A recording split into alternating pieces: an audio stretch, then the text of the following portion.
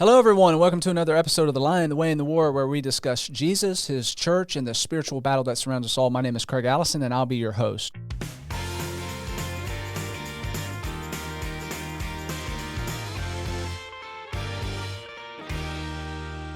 All right, joining me today on today's episode is Dr. Ashlee King. She is from Mount Pleasant, Tennessee. Ashlee graduated from University of Tennessee at Chattanooga with her undergrad degree in 2015, and she graduated from veterinarian school at the University of Tennessee at Kentucky in 2020. Knoxville. What did I say? Kentucky. I have not finished my cup of coffee yet. It's early in the morning. University of Tennessee in Knoxville, 2020. She is the owner of Salt and Lighthouse Call Veterinarian, which began in 2023, and also owner of Luminary Ridge Christmas Tree Farm, started in 2020.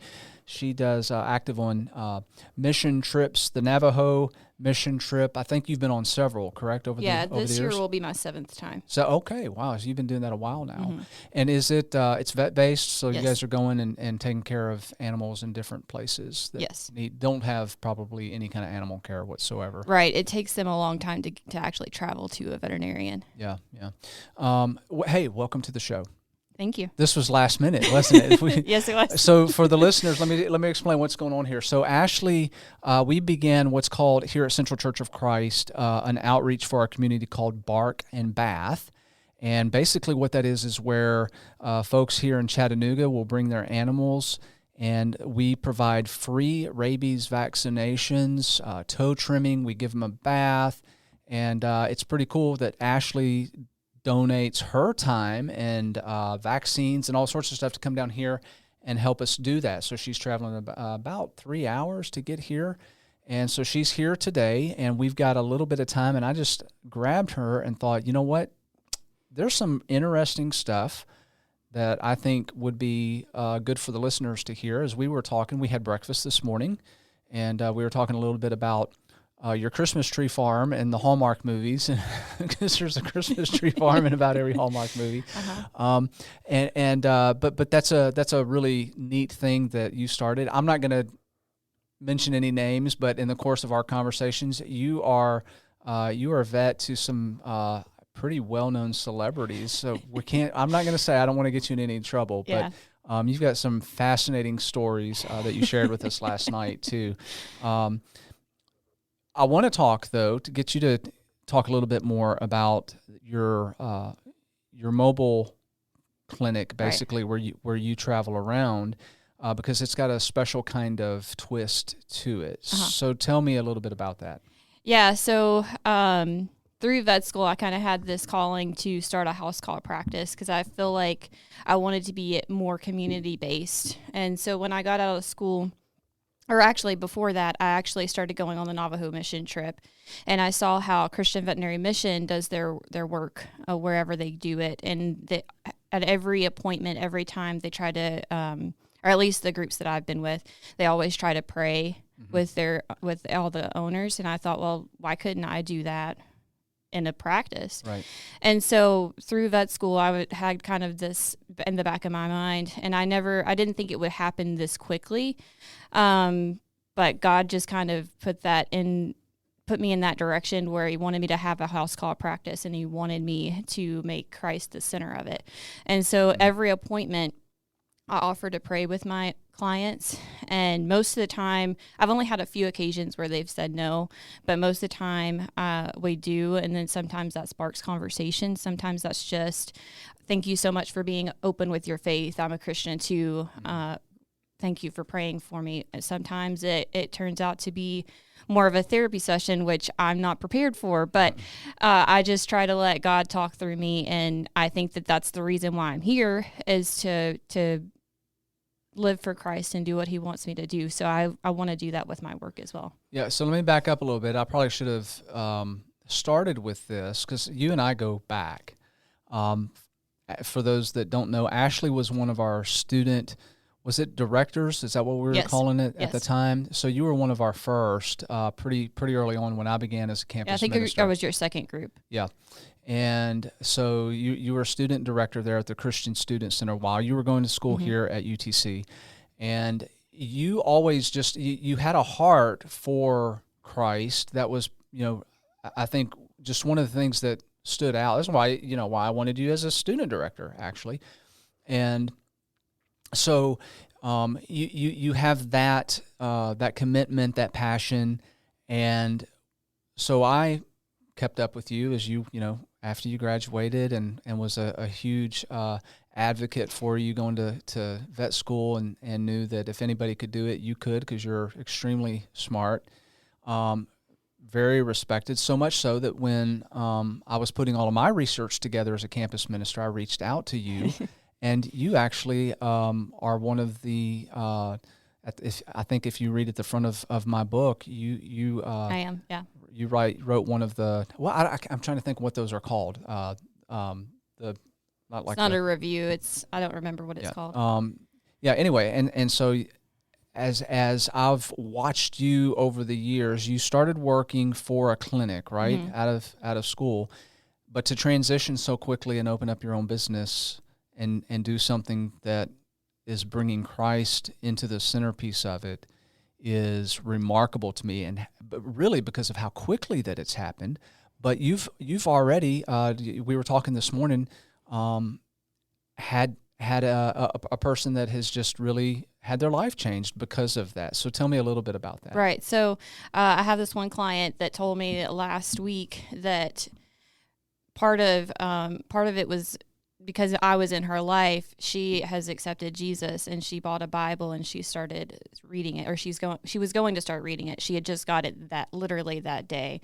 And it was an incredible moment for me because I'd never really experienced that. Yeah. And so of course I had to hug her and I cried with her and I cried and I was had the biggest smile on my face for like an hour afterwards. But it's just amazing to see that God can use me to do his purpose. As a vet. Yeah. And so that's kind of one of the key takeaways that I think for those listening to this, when I get questions a lot of times as a minister of, how do I really live out my faith? I'm an accountant. How do I live out my faith? I'm, doing stuff and, I don't know what that looks like for me. And it's just being open to how God can use people in their lives. And one of the, this came up, Ashlee, with conversations back when you were in college, when you would listen to me do devos and that kind of stuff. And I would talk about my journey and walking away from the corporate world into, that's not what I'm talking about here. Like I understand that my case is extreme. And right. Because for me, that's what I had to do to incorporate my Christianity. And so, big leap of faith, stepping out of a stable job and all of that. But that does not work for most everybody else. I had to do it because personally I knew, my trappings in money and, success and that kind of stuff was going to always hinder me. Most people don't have to do that. They can incorporate their faith into their jobs without making those kind of radical changes. But the question is, how do you do that? Where do you reach a place in your life where you're like, okay, I need to think about how this is going to look. Right. And so I love your story because that's exactly what you did. Right. So. Yeah. And the biggest thing is that I found Christian Veterinary Mission, because that's kind of going back in my story a little bit, but I don't know. I don't think I've ever shared this with you, but finding out about them was really what made me want to become a veterinarian, because I saw that organization really integrated the faith and their profession. And to me, the veterinary profession is one of the best professions in the world. I mean, obviously I'm biased, but to be able to also help animals, but also help their people is just amazing. And to do God's work with it you can't ask for anything better. That's interesting too that you bring that up, because animals are such a unique, they fill a unique space in humans' lives. And I know my dad and I have had lots of conversations about, dogs and just, God creating certain animals. And I think the expectation there was that they were to be our companions. They were to fill a special place in our lives. And you're kind of, you've got your feet in both sides of, the human standpoint of the relation, and then the animals and how those two relate together. And you're bringing Christ in the center of all of that and making it work. And that's really cool. I love it. Thank you. Yeah, I love it every day. So, and you get to really, as you're working with animals, and pets obviously are near and dear to our hearts. I see on social media all the time when somebody has lost a pet, and it's like losing a family member. Right. And a lot of times you're going into those situations where you are, you're in a place where it could be a really bad day for a person. And so you're servicing them, allowing Christ to shine in your lives through, showing that compassion and that sympathy, that empathy, as someone is losing let's call it what it is. It's a family member, right?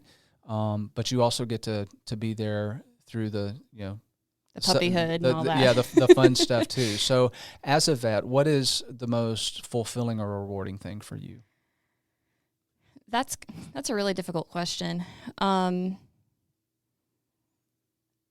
really value education, and I think it kind of comes back for me being just, I went to school for a really long time. I've said this before in different circles, but if somebody was to pay me to go to school, I would do that rather than be a veterinarian, because I love retaining knowledge and I love sharing my knowledge. When I was a student director, I don't know if you remember, but I tutored like a lot of people. I do remember that, yeah. And I even worked on campus as a tutor. Yeah. So you were a busy girl. Yeah. So when I do my veterinary stuff, just educating people, and when you see that light bulb click and they're like, oh, my dog's overweight, so I should probably get them to lose weight so that they can move better, so they can breathe better. Yeah. That makes sense.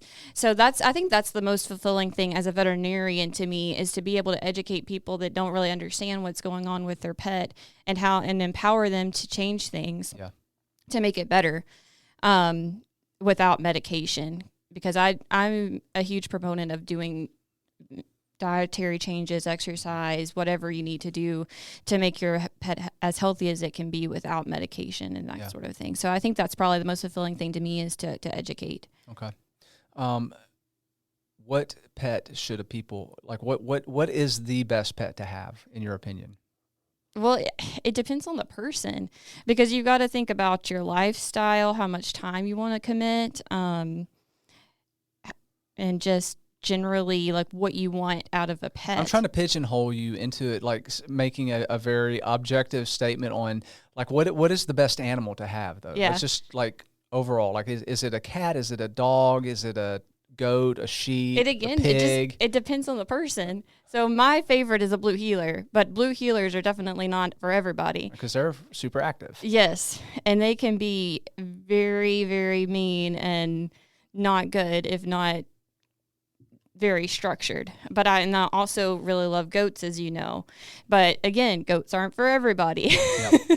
Yeah, that's true. So it really just depends on how much time commitment you want to have. Do you want a couch potato? Do you want something that's independent, like a cat? Do you want something that you're going to play fetch with, go hiking with? It just depends on what you want. Okay, so you're not going to bite on this one. All right. So let me ask you this question then. Pet people versus non-pet people. What is your psychological analysis of that? Like, should you trust a non-pet person over is there a certain thing about people that love animals and love pets that is, like, I don't know how to say this, good or bad? Or to me, I think that learning or loving an animal just shows that you have good character. And how you treat an animal really shows how you're going to treat a person. Now, I'm not going to say that non-pet people are terrible, but I'm kind of insulated and surrounded by pet people all the time. So, but I think that you gain a lot of character and understanding and compassion from owning a pet and having to take care of them, because they are fully reliant on you. Have you ever run across a client that you're thinking to yourself, this person does not need to be a pet person? Oh, all the time. Really? Do you tell them that? No. And I'm a very blunt person. I try to put it as good as possible, but in general, I'm very blunt, so I just tell them what they need to do different. I'm a little bit worried now because you're staying at my house this weekend, and so you've seen our pets, and I'm like, oh no, what is she judging us? No, not at all. Not at all. We do have a variety of pets. We've got several dogs and cats and stuff. So we've always been pet people though. Mm-hmm. Yeah. So and living on our house before was kind of a farm. We had lots of animals there, chickens and goats and pigs and that kind of stuff. Okay, so what would you say is the worst part about what you do? Is there any aspect of your job that you're just like, you know what, I wish I didn't have to deal with this? Is it putting down somebody? That my first thought goes to like having to euthanize. Honestly, euthanasia is not, because I don't do ones that I don't feel good about. If I don't feel good about it, as far as I feel like that it needs to be done, I walk away. Like quality of life kind of stuff. Right. And so I feel like it's a compassion thing on my end that I'm able to do that. And I feel like it sounds weird, but I feel like it's truly a gift that I'm able to do that and suffering in that way. So I would not say, so there are euthanasias that are very difficult. Anytime that a child is involved, it's really, really tough for me. Because a lot of the ones that I see, they've had that animal in their life since they can remember. Yeah. And that's a really hard part of euthanasia, but euthanasia overall is not the worst part. I would say for me, I'm not super good at keeping up with my notes and organization and stuff. So I would say for me, it's the business aspect, because with veterinary medicine, with the school, they don't really do a whole lot of teaching you how to run a business. Yeah. And I just don't really have that mindset to run a business that well. So I'm still learning every day, and I'm just really relying on God that he's going to just guide my business the way that it should go, because I forget to do things all the time. Well, and you said, it's going really well now. So I think it was obviously God is blessing you, because I asked you, if you, as a mobile vet going, like if you had time to take on like more clients, and you're like, no, I'm pretty booked. Yeah, I get pretty booked every week, and I even have to turn away, especially I have to turn away euthanasias, which breaks my heart. But I'm just one person, so I have to know my limitations. And going back to the euthanasia aspect too, it takes a mental toll out of me to do every one of them. So again, it sounds weird, but I enjoy doing euthanasias, because I feel like it's truly a gift that's given to me that I'm able to do that. But at the same time, the mental toll and the emotional toll it takes to do a euthanasia is a lot more than what I ever imagined it would be. And so I know my limitations in that I can only do like max 3 a day. Or I just kind of become a zombie, and I'm not there for that family. So there's, as I'm sitting here listening to you, Ashlee, there seems to be and I'm making some insinuations here, so just correct me if I'm wrong. So you've decided to go a route that I would expect. You're driving to people's house, so you're losing office time on that. Mm-hmm. Like if you were working as just a normal, you had your own place, it's kind of like you're just in and out. So you're going to be able to see probably a whole lot more people at a brick and mortar vet clinic, which means probably more money, right? As opposed to you're spending time driving to people, so you're not going to see nearly as many people during the day that you could elsewhere. But then you've got this other aspect to it where it sounds like to me the real thrust, yes, you're taking care of animals, you're doing that, but you're also looking for opportunities to talk about Jesus. Right, exactly. And so you're probably spending a lot more time with people than what you would be in a clinic. Right, and that's the reason why I love it so much compared to a clinic, because with the clinic, I was just seeing the animal, just treating the animal, which is all well and good, but seeing them in their physical environment, being able to ask, what are you feeding them? And them being able to go to the other room and bring back that bag of food, and I can literally look at it. Or with cats, I can literally look at their litter boxes where they're put and everything. That, and then also the community aspect of, I'm just coming over, we're going to hang out, and then I'm going to look at your animal some, and we're going to chat. So a lot of times my appointments will go longer than what I even plan them to, because I just I get to talking to people, and Yeah. I like to hear about their stories. I'm very a relational person, Yeah. one-on-one, so I really like to have a relationship with the people and not just the pet, because I think it's important to know where the family is, to know what to recommend. How many vets are doing what you're doing in your area? Like where it's Christ centered? So I wouldn't say anybody is really doing Christ-centered. House call practices are becoming really popular because there's kind of this shift in veterinary medicine where a lot of corporations are buying your brick and mortars, and veterinarians like me can't afford to buy practices. And with house call practice, there's not as much overhead. Yeah. Because you don't have as many employees, and you don't have a building, and you don't have as much that you keep in stock. And so it's a lot easier to start a practice like that. Is there a more prevalence for like domesticated animals during your stuff, or is it a lot of farm type stuff that you do?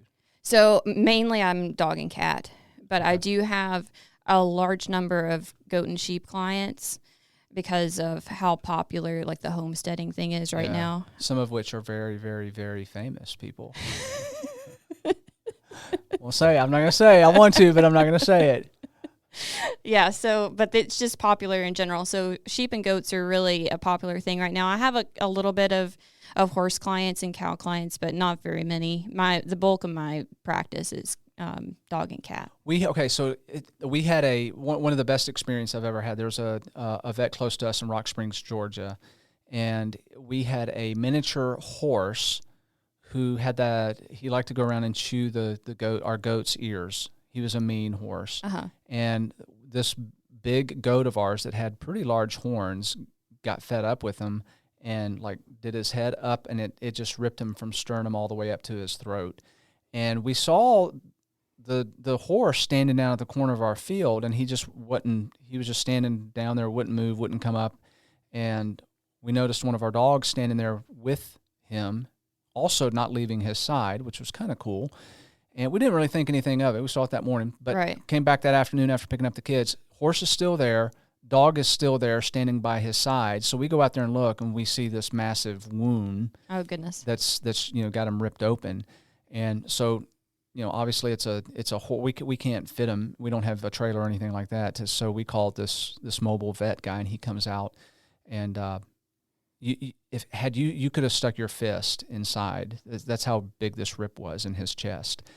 The vet that came out, he's like, you know what, this is not as bad as it looks. Uh-huh. He said, it's been too exposed long. I can't stitch it up, but you're going to have to clean it out every day and do all of this stuff. And we did. And about a month later, you could not even tell. I tell this story to just say how incredible it was to have a vet who came to us and did this service. And how cool would it have been to have had him say, hey, can I end with a prayer, or can I pray with you guys on that? I mean, that is, for people who are faith-based, people that have something like that available is absolutely amazing. Mm-hmm. I love it. That's why I wanted to sit down and talk with you, because you've done this. You've started this. And I think other people ought to know about it. I think other vets need to know about it. I think you need to have your own reality TV show. I think because it's really cool, and I think that a lot of people could be impacted by, joining those two things together. So listen, if you're a listener and you're living close to Mount Pleasant, Tennessee, that's the Columbia area, right? What other larger cities? Spring Hill, Franklin. Okay, yeah. I mean, although you're going to have to hire some more people, right? Because you're already booked up. So get an associate. Yep. And you're working on that, right? Eventually. Yeah. That's amazing. All right. So I always like to go back when I have an opportunity to sit down with somebody who has come through the Student Center. I always like to get their take, especially now that you've been out for a decade? Yes, it's been 10 years since I graduated, because I graduated 2015 from undergrad. Wow. You're old. 10 years. Can you believe it's been 10 years? I cannot. Does your time at the Student Center, does that still resonate with you? I mean, was that in any way pivotal to you or influential on you? Like how is that now 10 years past that time? Yes, I would say that was definitely pivotal because I don't think that since then, I don't think that I have made as many meaningful relationships that I'm still in contact with today. Like even through vet school, I was kind of disconnected with all of my classmates, which that's a whole different other story. But the student center really showed me how to create a community around myself and how to support each other. Because I think that college is like the most pivotal time as far as people that go to college, because you're never at the same place with the same group, like age wise, ever again. Yeah. And everybody's like on the same playing field of trying to figure out who you are, Right. and what you want to do. And I think that just creates such a meaningful relationship. And I'm not going to say that I talk to my friends every day by any means, but every time that I pick up the phone and call them or text them or whatever, it's like time has stood still, and we're right back to where we were, and we just pick right back up, and we're able to talk with one another. And I'm able to call them and be like, hey, I've got this going on. Can you just please pray for me for that? And I know that they're going to do it. Right. And I know that I can talk through things with them, and I can talk through things with them too about their stuff. Even though we're at different points in our life now, we still understand where each other was and kind of who we are. And I think that having that is the best thing in the world. Why do you think, you came in, and obviously church community is important to you, and that remained one of the, the key characteristics that you maintain. What is it, do you think, about college where young people come in and they do have that's their background, but something happens and they end up losing that church community during college, and then it's almost like game over after that, because once they graduate, it's, you don't see a whole lot of them, returning. It's like you either stay plugged in at college, and if you don't, then chances are the majority are, they're going to exit their faith. That's a really hard question. I think it depends on where your true faith is and who you're relying on. And you got to make sure that you surround yourself with the right people. And if you're not, or if you're not fully committed when you're in college, it just doesn't stick. And this may sound a little bit off topic, but I feel like when you're a child, I've kind of come to this realization in the last probably 5 years. When you're a child, you think that grown-ups know everything. You think that they have everything together. They know where their life is going. Wrong. And then, and then you suddenly get to a point and you're like, nobody on this earth knows anything about what they're doing. Yeah. Even the people that are 100 years old, they're still just wandering this earth because we're foreigners here. Right. And once you've got that realization that you're all foreigners here, like your whole perspective changes. And so I think that you have to figure out, like, the people that are leaving, I don't think that they ever really see that perspective change. Does that make sense? Yes. And I'm thinking about it too. When you go do it, like when you said foreigners, it made me think of, you have two types of people that go and do like short-term or long-term mission. More so the short-term missions is you've got the students that are thinking about it. They're very intentional about, before they go, they're thinking about what they want to accomplish there, what they want to see, what they want to do, how they want that trip to look for them, what takeaways, long-term, goal, all of that kind of stuff. And they come out of that trip on the back end of that completely different, completely changed, different mindset than the ones that are just kind of, they're not thinking about it. There's not a whole lot of intentional thought before it. They're just kind of along for the ride kind of thing. And, if we view our life here in that same regard, like we are foreigners in a foreign land right here. This is a short-term mission trip for us. And what we get out of life is going to be based on a direct correlation on how intentional we are with our life here and how we think about what's truly important. Right. And, I would say, just based on knowing you and our conversations, that you have a very intentional mindset about you, which is cool. Thank you. And I'm proud of you. Thank you. More people need to have that. I'm talking to a 32? You're almost 32. Almost 32. You have so much more figured out than, when I was 32, I was still just like kind of aimless and wondering. I feel like I'm aimless most of the time. No, you're not. You got a lot of good stuff to offer. All right, so as we start to wrap things up, I just always like to ask our guest if there is a particular passage of Scripture that just has always resonated with them. If there's something that speaks to them, something that they'd like to go back to more than other passages. I know for me, I love one in Paul's letter to the Corinthians where he talks about this eternal weight of glory, the eternal weight of glory, and just this idea that this life here is transient. It's passing, it's quick.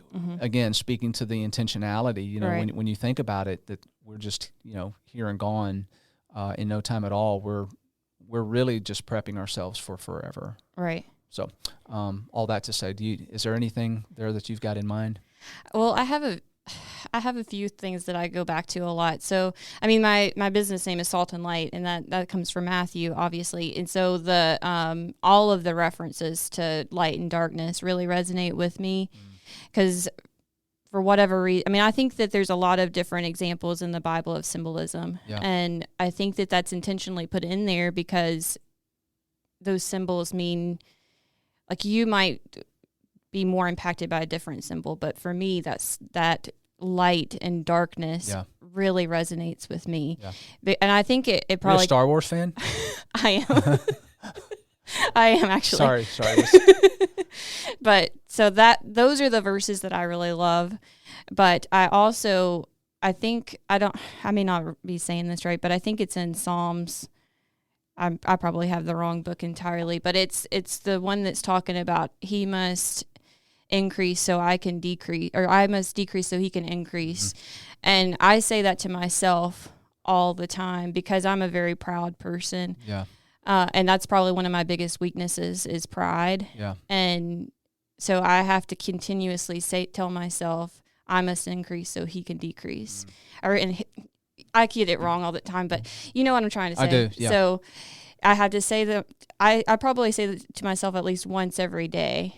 And because I think that really switches my mind back to where I'm intentional rather than being prideful and worried about how I'm looking. And I should be wondering about how he's looking through me. Yeah, I talk about this a lot, and I'm glad you brought that up. It's a good way to close the show, too.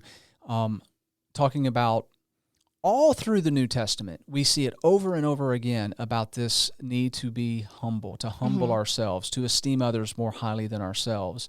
That Christ humbled himself on the cross. We have that example of God himself taking the form of man. What a step down as far as humility is concerned. And then going to the cross and bearing this unbelievably horrific, shameful death on our behalf because he loved us so much.